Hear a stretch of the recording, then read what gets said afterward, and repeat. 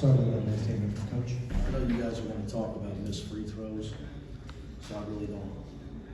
What do you want me to say about that? Doesn't help. But our defense, even on like the last play, 25s, put his head down, drive guy. The guy guarding him, act like he didn't know it, pressuring him 10 feet outside the three-point line for no reason. And there's no help, there's no rotation. And that's all because we don't rebound the ball. We get out-rebounded. They get out-rebounded on the season. They're a negative rebounding team. They out-rebound us. So, hugely disappointing effort. That's really all I got to say. You're up 29-12. Do you feel like guys just kind of took it for granted at that point? You have to ask them that. I feel like guys, I feel like we didn't play well. And if I say anything, then I throw players under the bus. So here's what we didn't play well, poorly coached. That's why we don't play well. So it was so poorly coached, we didn't know Dawson Garcia was going to spin back to his left hand. We had two guys on him and let him lay it in. So I guess we didn't go over that. I guess we didn't go over, don't let him just stand there and shoot it. I guess we didn't go over, converge on him like everybody else in our league does. I guess we didn't go over it, so it's all on me. Let the other teams that didn't score get 32, deserve to lose. What was your message at halftime? I mean, we were up 11. Yeah. But I was upset with a lot of our guys' shot selection. We told our guys that they were going to converge on the post. You're going to have to pass it out, that they're a no-paint team. And we're taking off-balance shots. So I told them they weren't going to work. That was my message. Because they were down 9 to SC at halftime, right? Well, just, you know, I just watch their spirit. I do this for a living.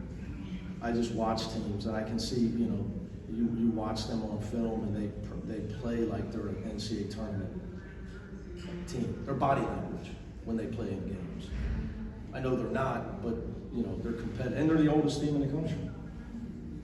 So you got a lot of guys in the last trying to get to the Big Ten tournament. Number one, they are, where their season's over in 2 weeks. Their career is over. Their whole entire starting five's career is over in 2 weeks, and they're playing like it. So I told the guys, I told them for a couple of days, but we struggled.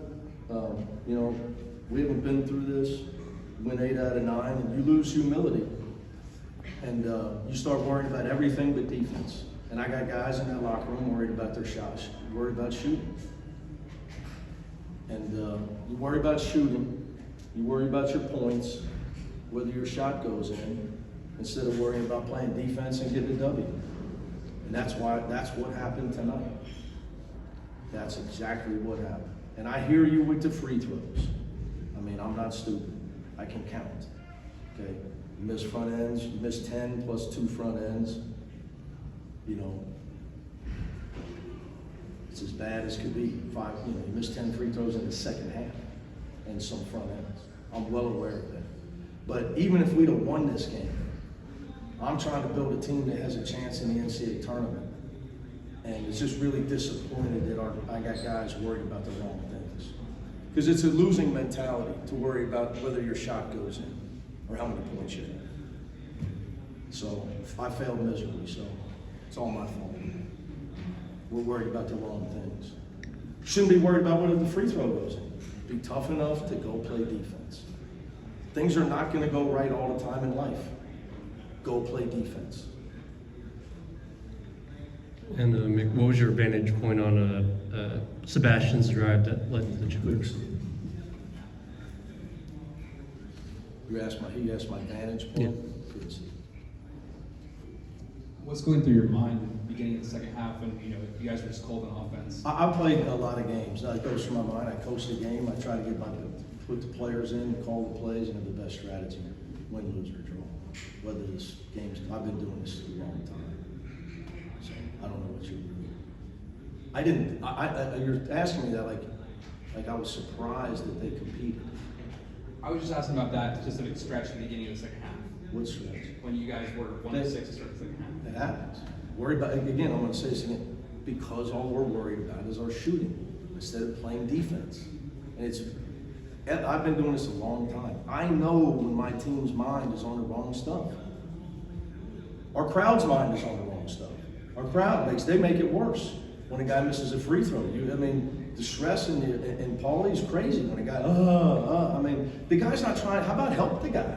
How about cheer for the guy? I mean, it's not like he's trying to miss the free throw. That just makes it worse. Everybody's worried about the wrong stuff. Coach, do you think there's an element of exhaustion at this point? No, absolutely not. That should Exhausted be- from what? Exhausted from, I mean, I appreciate the question, my friend, but no. Exhausted from what? From what? We're off Sunday, we were off Saturday, we had 2 days. I mean, what are we exhausted? Were they exhausted? Were they exhausted? No. Toughness wins. Toughness wins. And they were tougher than us.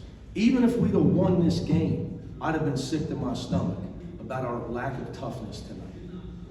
Even if we'd have won this game. I know you're building toward March, and that's Trying. the most important thing. Failed tonight. Is it Trying. fair to say that you need more consistent guard? I don't have a box score in front of me, but more consistent guard play across the board. I made 2 straight games. Dylan's 1 for 6, 1 for 7. Great kid, he's trying.